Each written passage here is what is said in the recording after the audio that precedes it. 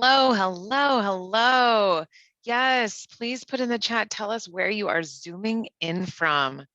For those that had joined us a little later, we said that Diana, myself, and Professor Vidrin are in windy Boston today. It's rather cold.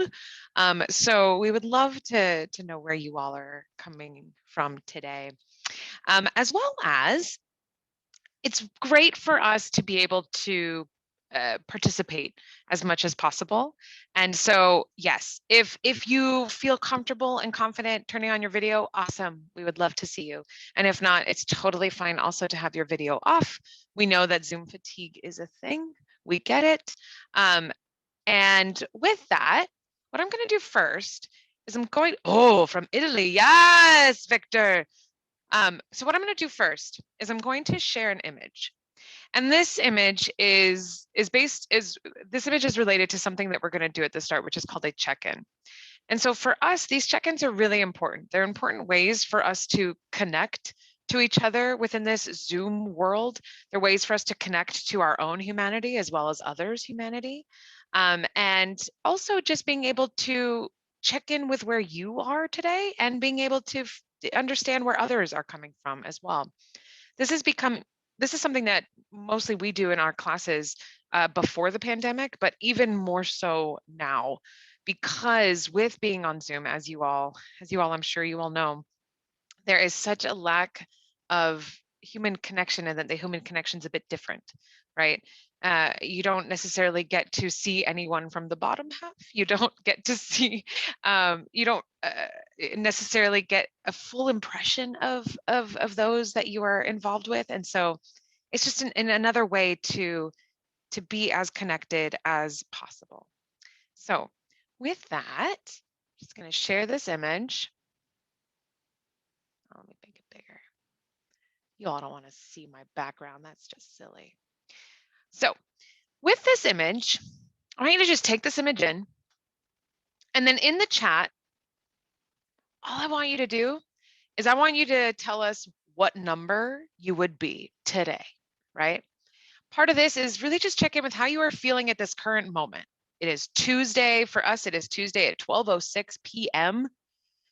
Me currently, all last week, I would say all last week, I was probably a 14 or number 5 being hit by 14, 13, and 1. And so that was me last week. But this week, I'm on the up. I kind of feel like 15 this week, which is a drastic improvement. And so feel free to put in the chat what your number might be. And again, it's just another way for us all to connect with each other. Go, yep, I totally get that. Ilya, do you want to say out loud what your number is? Sure, I resonate with MK. I think I'm also a 9. I feel this like we moment. Last week I was, what did I say I was last week? I think I said last week I was 16. I felt like good, but definitely like holding people on my back.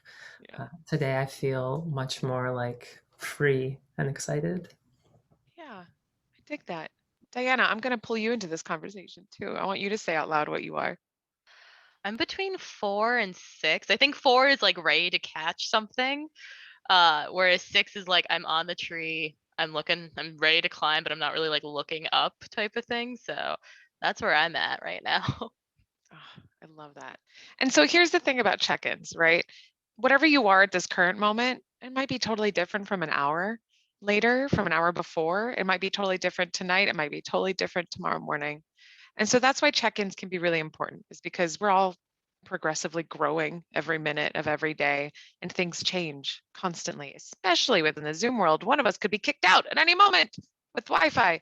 And so then my number might totally change. I might become a 10. And so that's why these check-ins can become really important.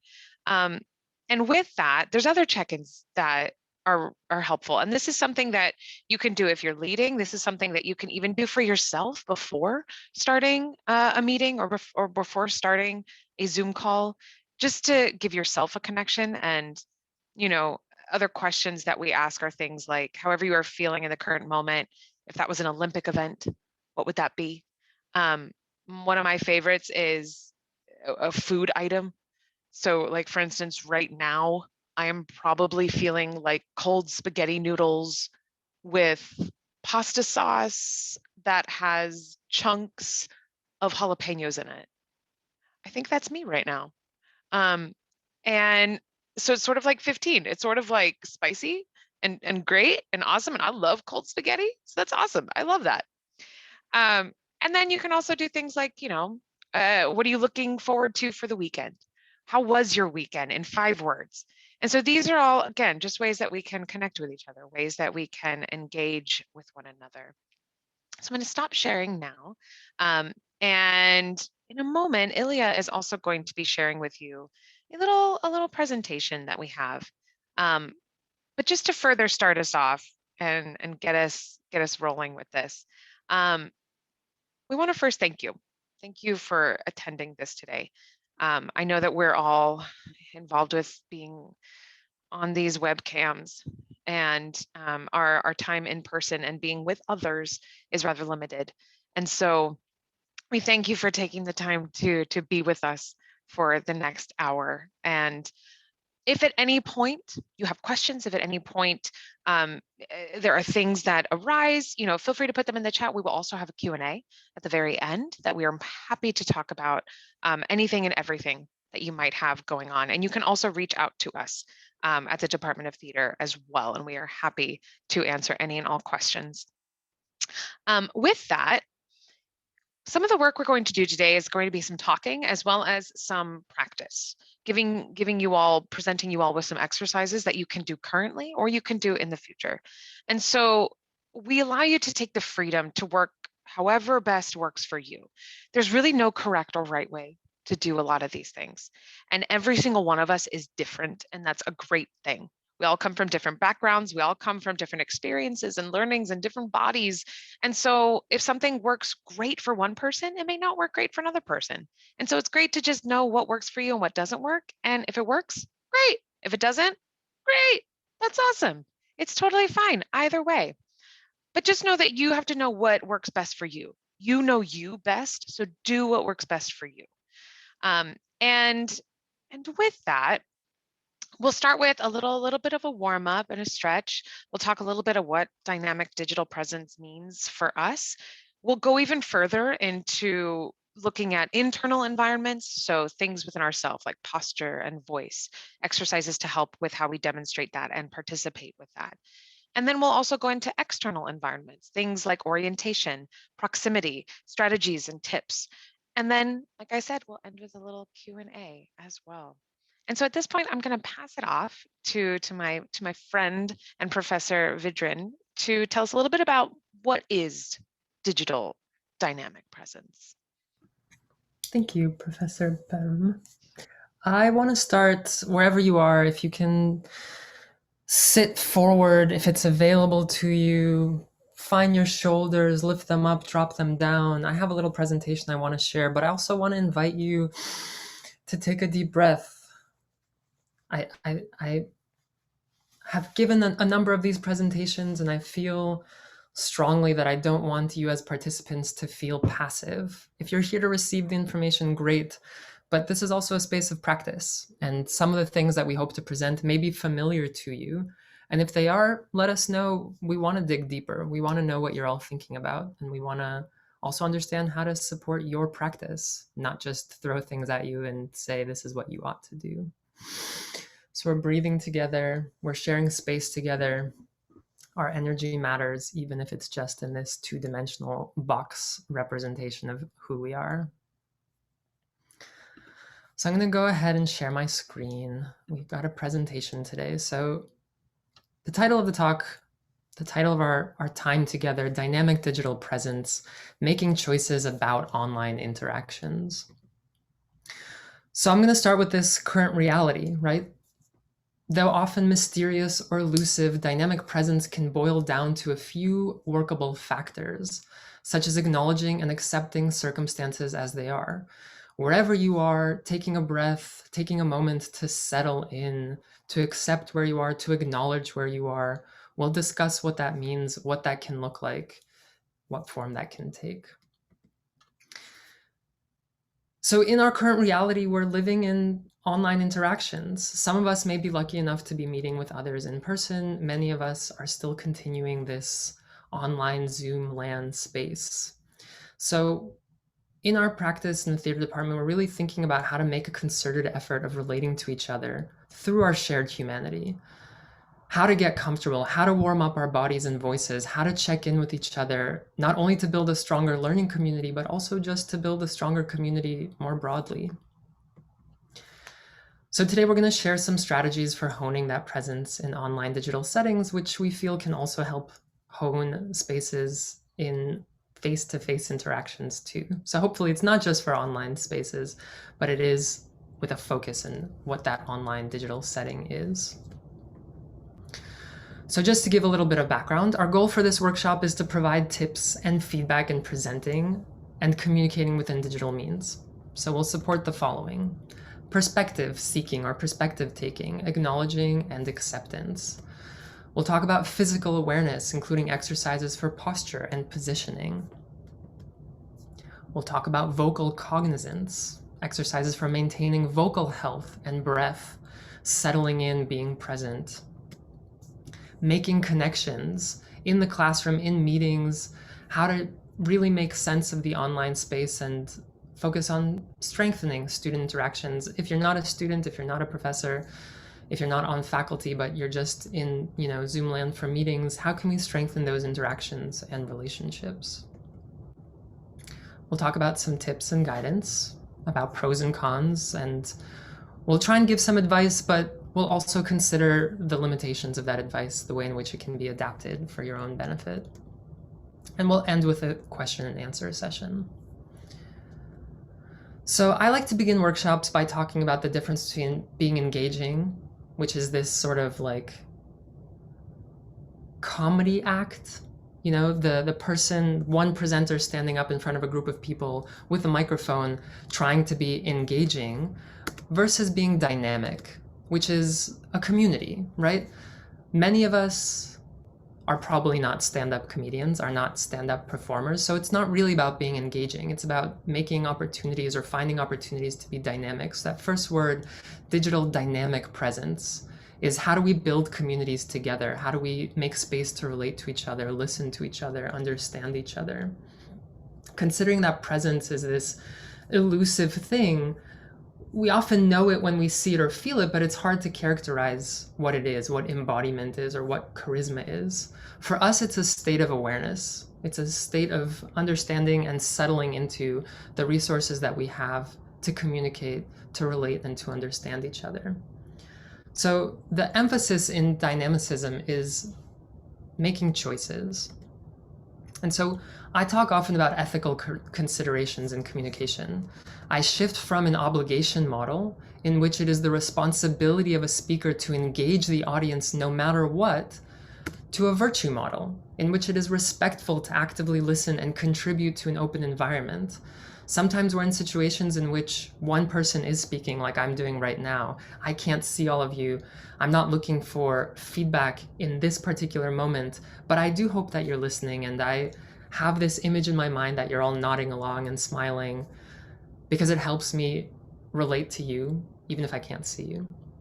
We'll talk about what it means to actively listen. We'll talk about what it means to contribute to an open environment. So starting with acknowledgement and acceptance, there are a few statements that we believe help us settle into the space together, to set norms, to really build community and build relationships. The first one is that communicating online looks like it's here to stay.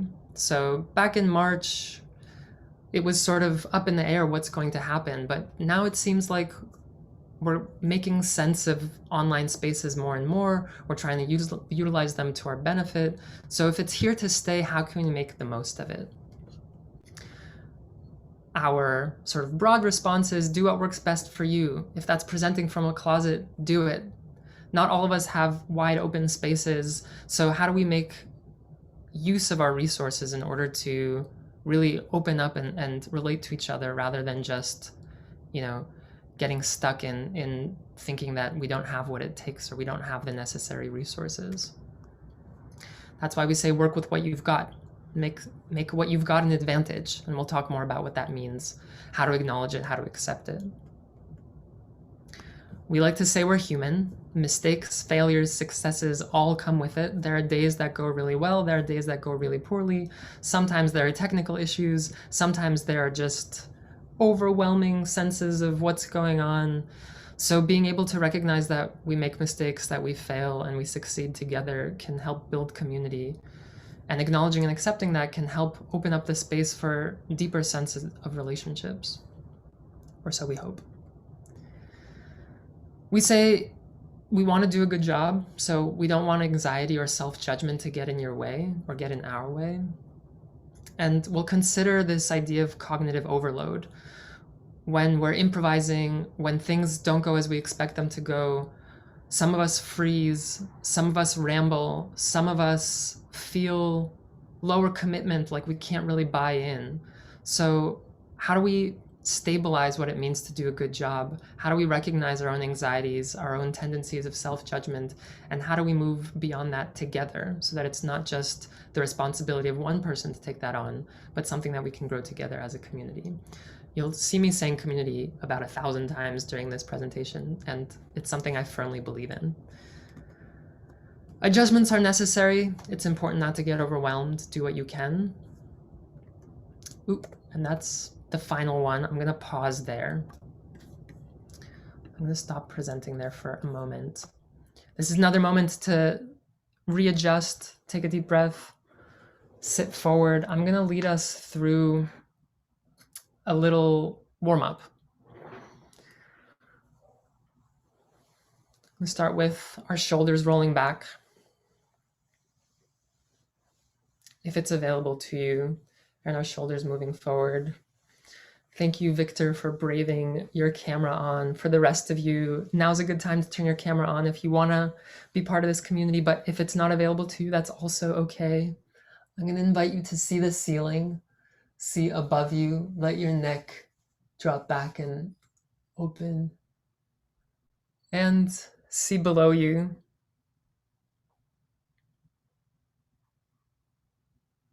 Look to the left, look to the right. Again, look above you. I'm gonna invite you to place your hands on your chest. If it's available to you, allow your arms to warm you up and look down. See below you.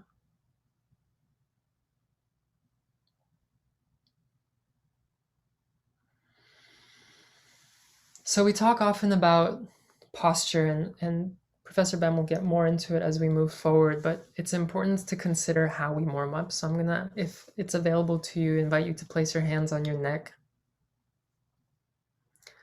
And give yourself a small massage, the back of your neck, the front of your neck. Warming up these spaces allows us to make choices, right? When I work with students and they feel stuck, they feel like they freeze or it's unavailable for them to come off as confident. I often say, what is confidence, right? There are ways in which we might not seem confident, but it's really just not having warmed up these parts of our body that convey confidence, like our voice, like our neck, like our shoulders. So being able to release tension means first recognizing that tension's there. Recognizing tension's there, that we all hold tension in different places for different reasons. So yawning, opening the mouth super wide, looks weird. Allow those muscles to open in the jaw and shift the jaw left and right. You might hear some pops. Scrunching your face together and opening wide. Thank you, Meredith, also for braving your camera on. Big smile and a big frown. Big smile and a big frown. You can massage your face a little bit. So for the rest of you, if you've already warmed up, awesome.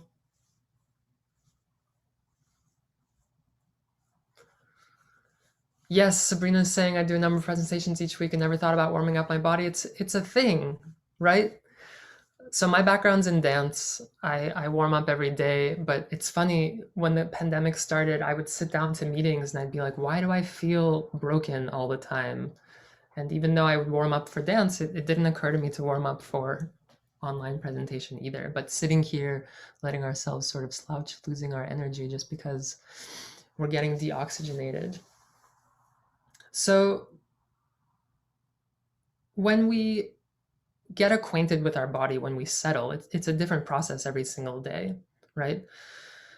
As a dancer, I know when I'm stretching, every day is different. Today, on days when it's like 14 degrees outside, it doesn't matter how warm I think I am. We need that extra push. We need that extra way of warming up. So language that I use for considering how we warm up are things like speed, rhythm, articulation, volume, duration. So I'm going to invite you all to consider a tongue twister. My idea was to put you all in breakout rooms, but because most of you don't have your cameras on, I'll assume that you can't join physically. So I'm inviting you to drop a tongue twister into the chat. I'll give you all a minute to think about what a good tongue twister is. And if someone else has yours, no worries. We always have the communal resonance of being like, I'm not the only one. Diana, Timmy tickled the turtle's toes. Wonderful. I've never heard that one.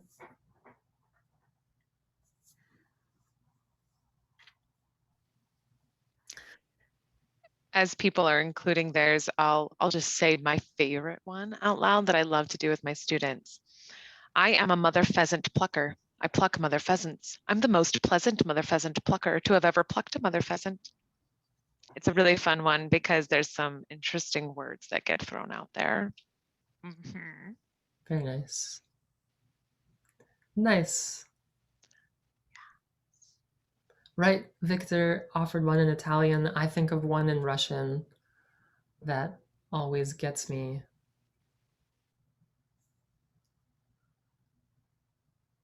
So, articulation, I like to call it mouth choreography, things that we do not just with our lips, but with our tongue, our teeth, and our vocal folds. And to get us into our internal environment, into vocal and physical exercises, I will pass it over back to Sam. Wonderful. Yes.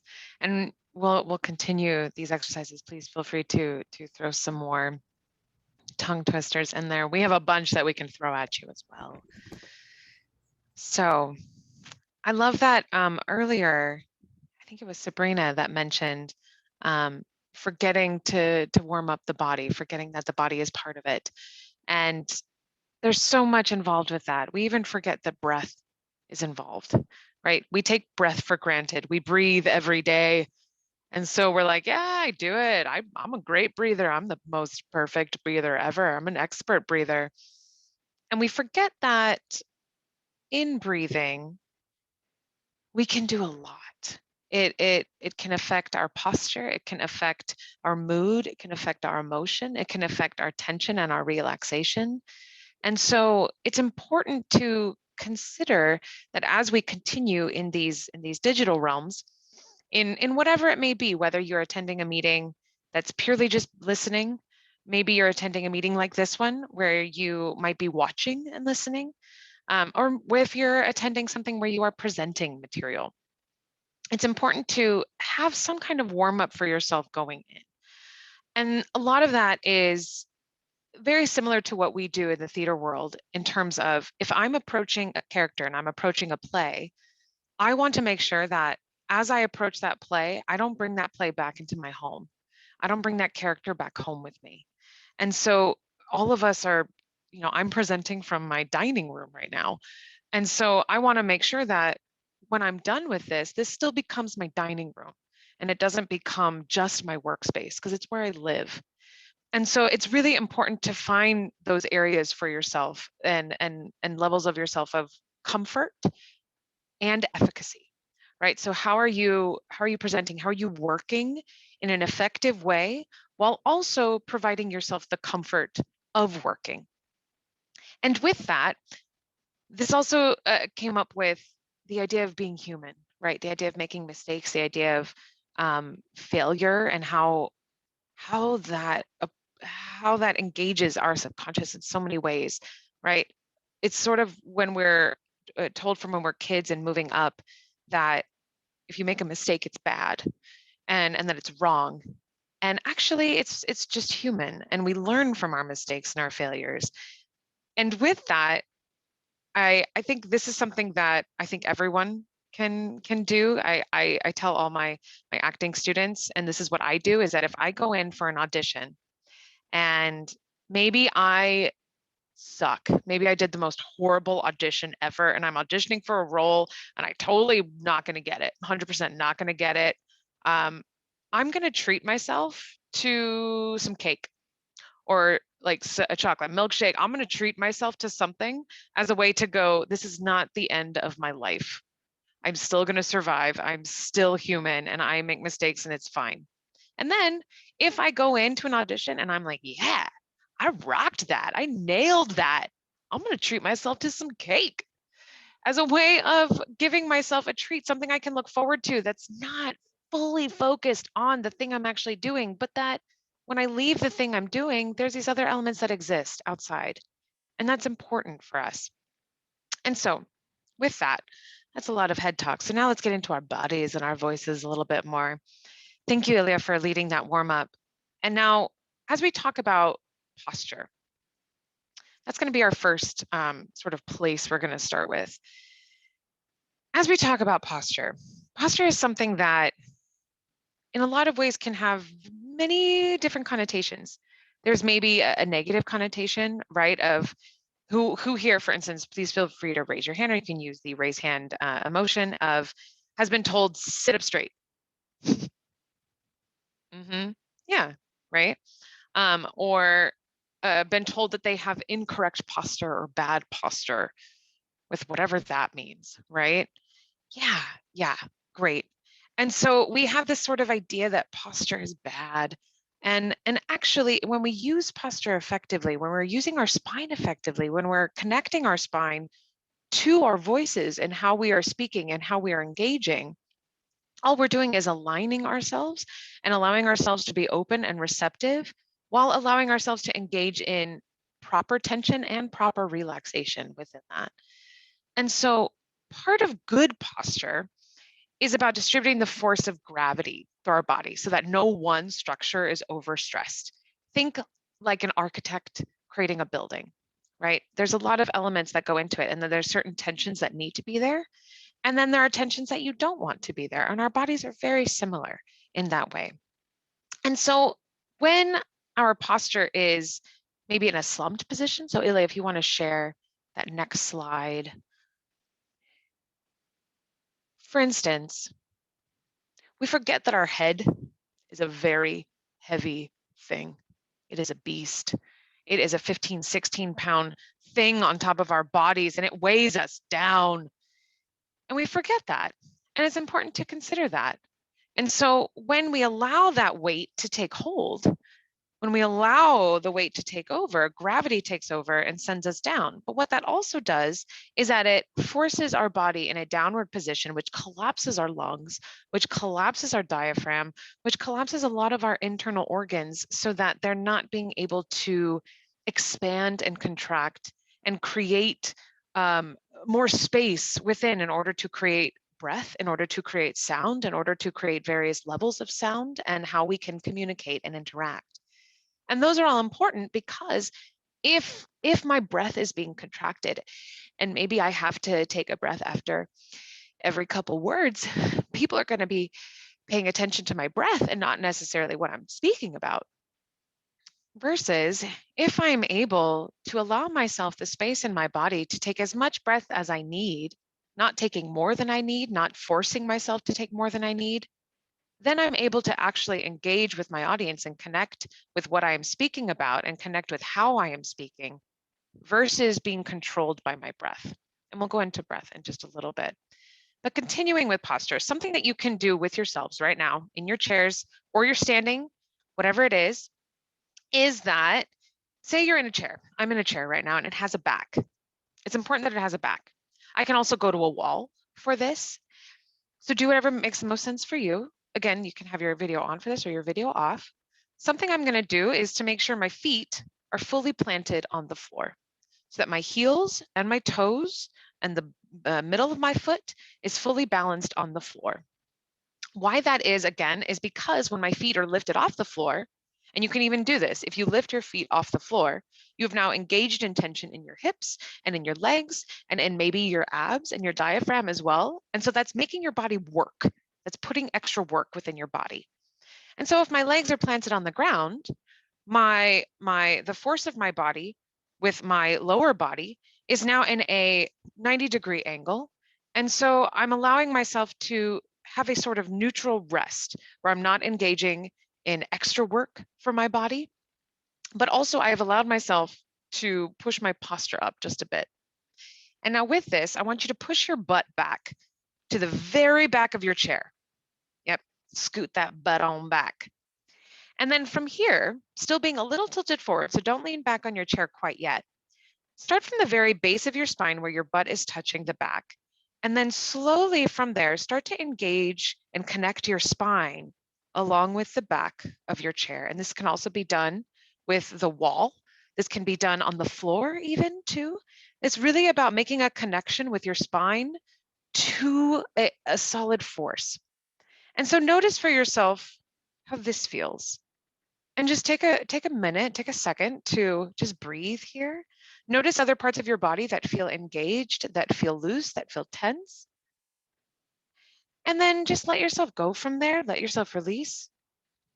And part of what this is that when we have this posture, we are able to open ourselves up a little bit more. It's our bodies are naturally inclined to use this posture for our benefit. And so with this, we want to call it alignment.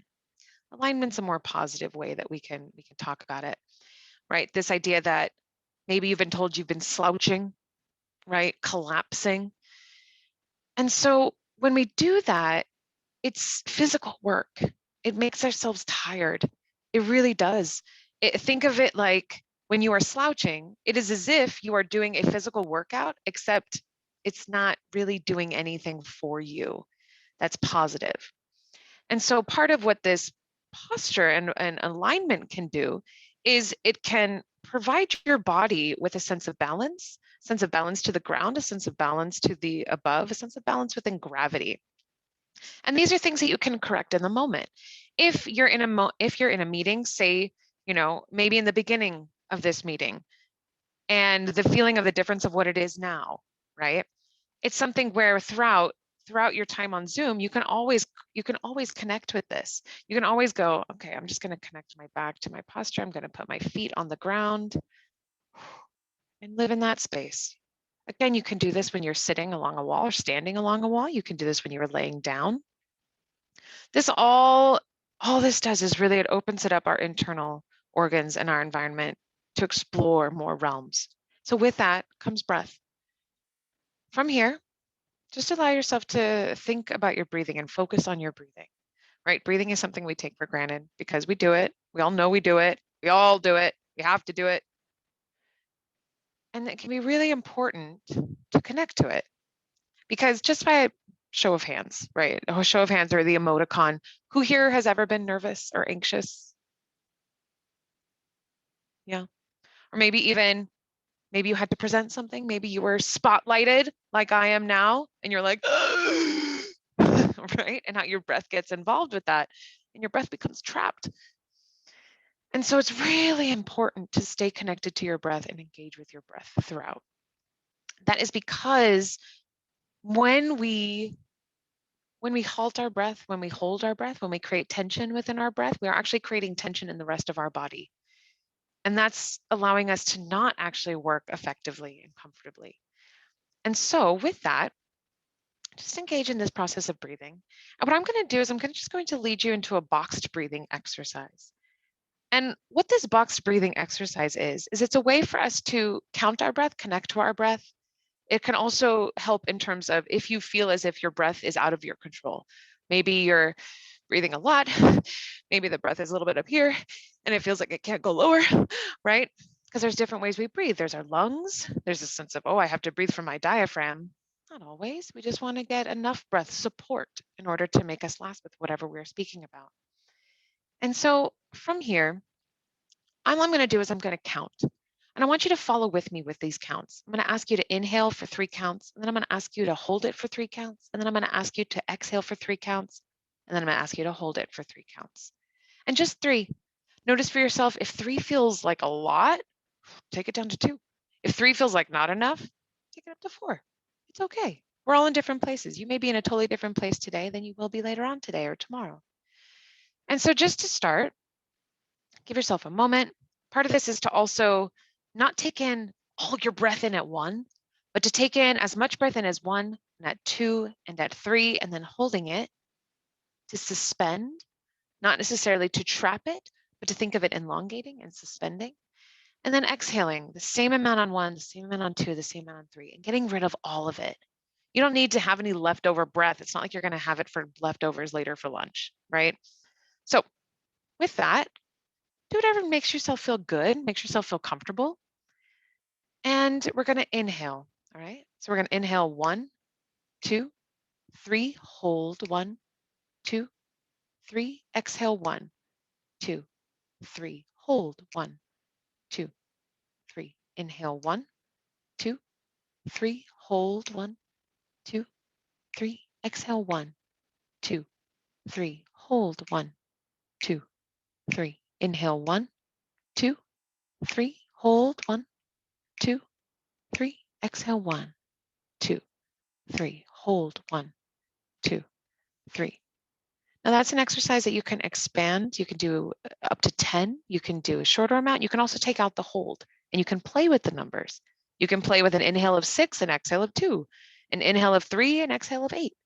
And these are all ways with which you can hone your focus, hone your control of your breath, and also just help you connect further with what's happening in the room, with what's happening in the space that you are in. With that, your breath also wants to allow space for volume and sound to come out. So everyone on your own time, you don't need to unmute yourselves for this, but breathe in through your nose and then exhale with a sigh. And it's just very small. It's a very small sound. You're not forcing out sound. Again, inhale, sigh it out. Nice. And now we're just going to do a little bit more. So inhale. Now a little bit more sound. Nice. Last time, inhale. I want you to think about anything you might be stressed about or focused on, anything that's kind of taking over your brain, and exhale it out. Right? Yes. Sometimes it can feel so arbitrary that like, oh, I'm just breathing out energy. But yeah, breathing it out, letting it go can help so much. In terms of that, there's also an exercise involving tension and relaxation that I want you all to do. It's a very quick exercise. This is something you can do throughout your entire body, but what we're going to do is we're just going to start with our fist. And so if everyone puts their fist out, clench your fist, clench it. Oh, clench it, clench it, clench it. Feel all that tension in your fist and in your arm. Notice if you're wanting to clench in your eyebrows and your mouth and your chest and all the body, right? What if you just put it here? What if all that tension in your body is just here? And then inhale and exhale, release that tension, allowing your fingers to expand.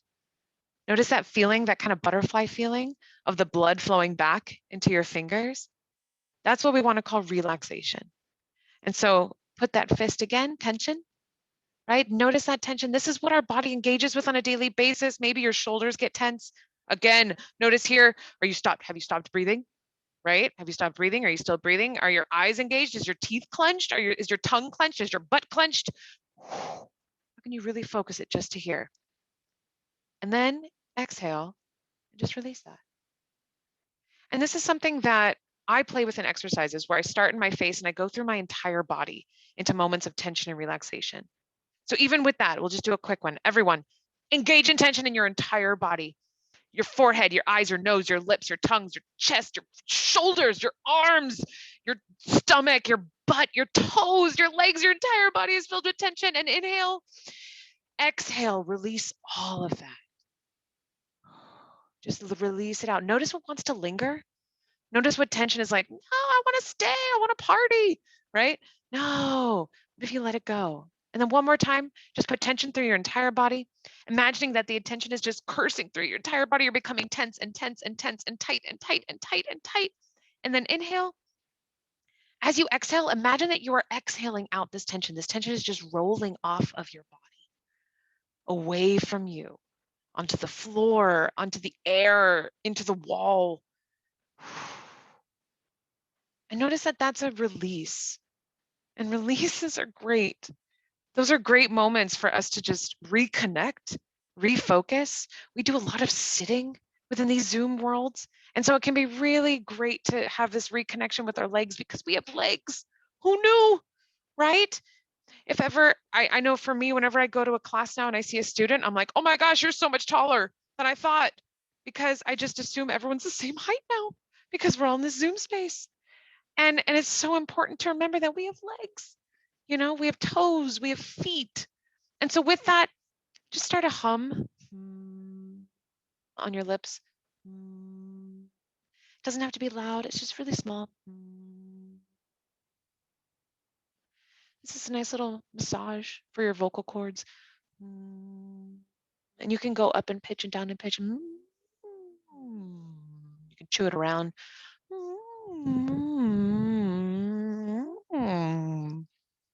That's another thing that happens on Zoom, right? You've been muted for so long and then all of a sudden you're called on to speak and it's like, yes. And so these are little moments too, right? That you can do throughout as you're listening to someone. If you're at a grocery store, if you're walking down the street, these are little things that you can do just to connect with your voice, right? We take advantage of that and we forget that, oh, right, our vocal cords, they're muscles. And just like you would train for a marathon, there should be an element of warming up and stretching before you speak, before you engage, before you present. So with that, just shake out whatever needs to be shaken out. Stretch out whatever needs to be stretched out. And I'm going to pass it back off to Ilya to help us a little bit more with our external environments, because that was all very internal. So let's talk about how the external now gets involved a little bit more. Thank you, Sam. So I think I see often with my students, they log on to Zoom. I teach 4 classes this semester. Some of them are early in the morning. My students log on and they sound like this. Yeah, I'm really interested in what we're talking about, and maybe they are really interested, but they've just woken up, their voice is totally sunken, the resonance is like there's a frog in their throat, right? So the exercises Sam is showing us is not just for warming up to give a dynamic presentation, it's also to warm up to make choices. And that's the basis of this conversation, right? This talk is not just how do we be more dynamic, but how do we make choices? How do we recognize, when I wake up in the morning, I start singing to warm up my voice so that when I am speaking in front of you all, I'm not going a mile a minute, but I also don't sound like I've just woken up and like, oh my God, yeah. We talk often about how our fatigue or our nervousness lives in our body, but also how we manifest it, right? Just because we're nervous, just because we're tired, doesn't mean it has to show. Warming up, lubricating our joints, lubricating our muscles can help mask things that we might not want everybody to know. So with that, we've been thinking about posture, we've been thinking about how to warm up. Another big aspect that comes through in digital dynamic presence is how we set up our camera. So one big factor, right? Lighting. If I switch around, I'm sure you've heard this before, the light's behind me, suddenly I'm in the shadows, right? Not great. If the light source is to the side or, coming from in front, changes completely how I'm being seen. Another aspect is orientation, right? Am I sitting sideways to the screen? Am I facing head on? I'm seeing nods, so this should be familiar, but just in case it's not, one thing I talk about pretty often as a dancer is that we are three-dimensional human beings, right? This is a two-dimensional representation of us. One little story, I have a collaborator, roboticist that I've been working with for like 4 years. We just co-authored a paper together. I've been on a Zoom call with her multiple times a week, and she is pregnant, and I didn't know that she was pregnant because we were so close. She didn't think of telling me because she thought that I would know, but I don't see her belly. So she stood up for one moment, and it was like, oh my God, how long have you've been pregnant for 6 months? And I didn't even know that. So angles, yeah, so Sam is talking about angles. So how we want to angle ourselves offers different perspectives, right? Some of us think that we have a good side. Which side is our good side? But also how we relate to each other, right? Just having that three-dimensional rotation helps us stay active within a Zoom meeting, so we're not just like, I am flat, but being able to rotate a little bit. Yep, if you have a chair that swivels, great. We also have bodies that swivel, which are also pretty amazing. Another thing is height, right? So it sends a very different message if I'm talking at you like this. It sends a different message if I'm talking at you like this, right? So the kinds of choices we make when we're presenting, ideally, this is, I'm sure many of you have one of these, but this is what my laptop is on. I also have used a stack of books just to be able to be at eye level, right? Just so that when I'm talking to you, I'm looking straight on at you and you're looking straight on at me. So it's not creating a power dynamic. It's something that we might not even consider, but if I'm sitting above you, this sends a very different message of, yes, I am in charge, I'm bigger than you, I know more than you do, as opposed to, if we're coming at from the top, that's like, yes, please give me all the information, right? Not just what we're saying, how we're saying it, but also how our bodies are being received, what's coming through. One thing that I've brought up with my students pretty often, I teach from home. I've got elderly grandparents that I'm taking care of who are quite ill. So I don't have to turn my camera on. I can sit in sweatpants, I can sit in my underwear, but I notice that what I put on, even at home, makes a very big difference. Just being able to say, okay, I'm putting on a button shirt because I care, because it's a sign of respect, it's a symbol of presence. Maybe it's something we should think critically about how we want to present. Do I want to be wearing a blue collar? Does it make sense what I'm wearing? But I want to convey that I'm present, that I'm making choices, and that I care, right? So one of the big aspects of digital dynamic presence that we ask together is how to convey care. So along with this external environment of proximity, sorry, I haven't talked about that yet, right? So how close I am to the camera. This sends a very different message than this one. Hey there, right? We want to find opportunities to be on the screen so that, we're showing our best sides, but also remembering that there's more of us to see, more of us to be seen. The further back we are, the more distance it creates. The closer we are, the more intimacy it creates, right? Do we want to be this intimate? Or do we want to be, somewhere in the middle where we're not making people uncomfortable, but also not like, ahoy, from afar. So we're kind of running out of time. So I want to take a moment to sort of recap, review the kinds of things that we talked about. We talked about warming up. We talked about posture. We did a little warm up of shoulders, of creating tension and releasing it. We hummed, we moved our jaw around, we gave ourselves little massages. Just now I talked about proximity, lighting, orientation. One of the final things that is one of the most important aspects is how we set up norms, right?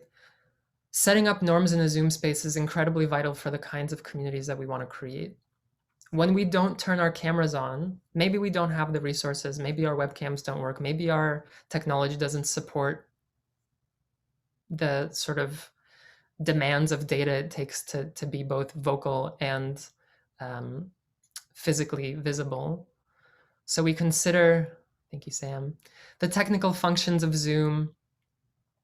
We consider things like breakout rooms, pinning the video, chat boxes, our audio and video settings. Those are all the sort of like, if you're in the Zoom space, in the team space, FaceTime, whatever technology you're using. We talked about checking in, right, at the very beginning, how we establish a space of community, arriving together, taking breaks. I see Meredith taking a drink of water. Staying hydrated is incredibly vital, right? Sometimes it's important to turn our cameras off because Zoom fatigue is a thing and we need to let our eyes relax, but communicating about that. So taking the temperature and shared vocabulary is one of the most important norms that I've found. Giving a thumbs up, saying that this is good, this is medium, this is bad, for example. Nodding and smiling, saying, yes, I receive you. I'm not just watching TV, I'm actually watching a live person attempting to connect with me.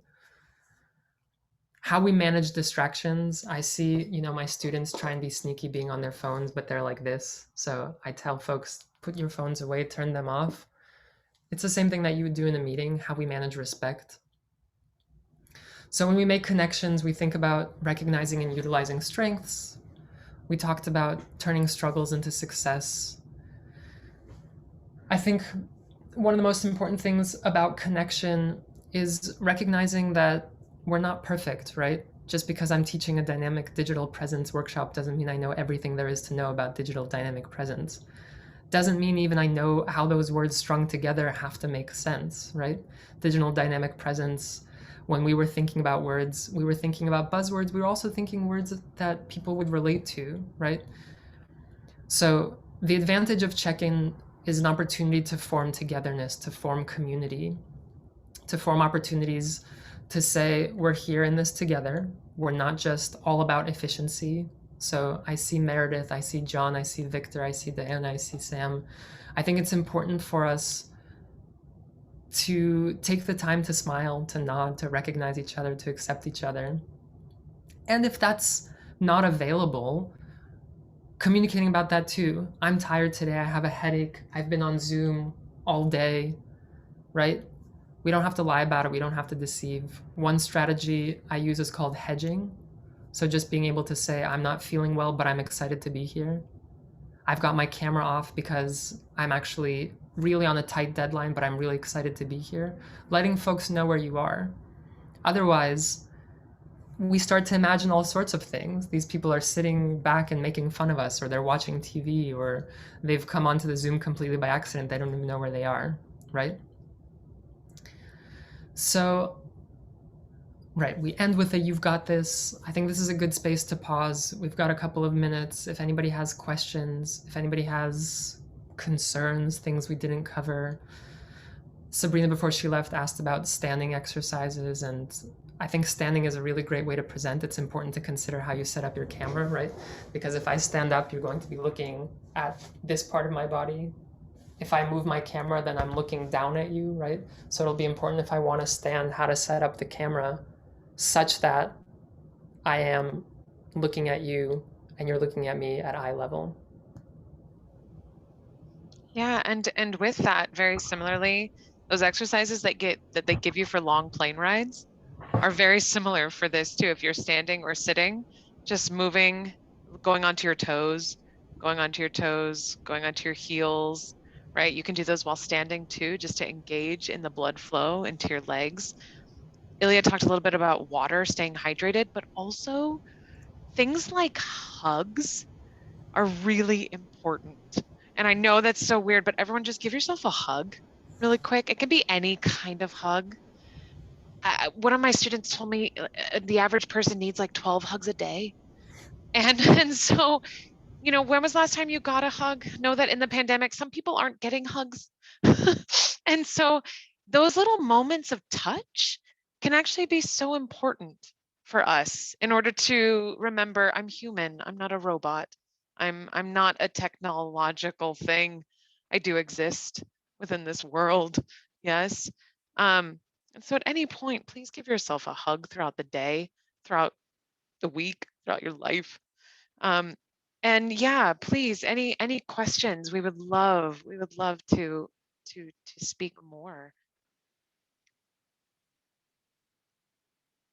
Just looking over the chat. No, I was just gonna say I feel really good. Good. Like Meredith commented, I feel like meditated. You just feel so relaxed right now, and it's just so important to remember to do this before going into your day, your virtual day, right?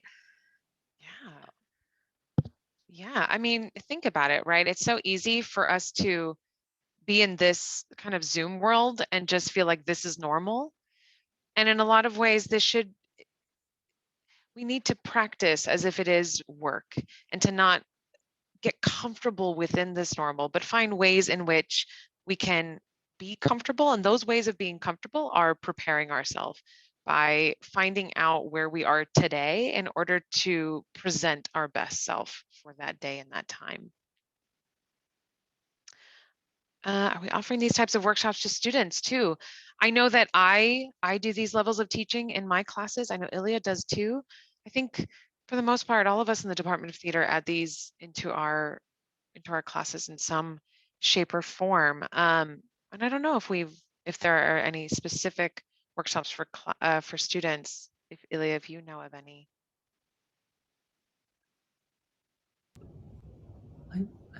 I've taught throughout the college, and it's definitely something we're thinking of doing more of. We've got the Eloquent Presenter course. We've got Professional voice. Professional Voice. Yeah. And yeah, in improvisation, we do this too. Yeah, we definitely feel that way as well. This is a workshop that we started at, around I would say the end of last spring, um, in how we can approach this within a teaching aspect, and then getting more global with that, or broader, I should say. And oh yeah, there's definitely ways in which all of us can learn, students, faculty, staff, um, business professionals, anyone really can use these tools.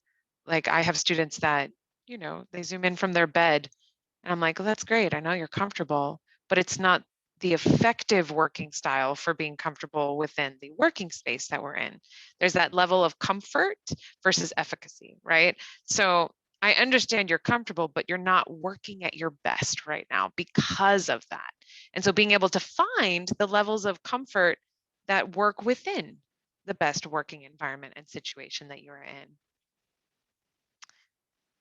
Any other questions, things, Diana? I know it's 101 though. Just about to say, like, we've learned so much here, definitely to bring and definitely to share with our own communities, with our larger communities. And thank you so much, professors Samantha Richert Boehm and Ilya Vidrin. Truly, I learned so much already, and you forget so easily what you need to do to be relaxed, be prepared, and to just warm up. My goodness, who ever heard of warming up before? Almost every day. Right? So thank you all so much for joining. Please, you'll see a survey email follow-up coming within the next few hours. Recording of this workshop will be posted on the YouTube channel, which we highly recommend that you share. And thank you so much again, professors. We really truly appreciate this time. And thank you all for joining as well. Thank you. Thanks for having us. Thank you, everyone. Bye. Stay warm. And hydrated.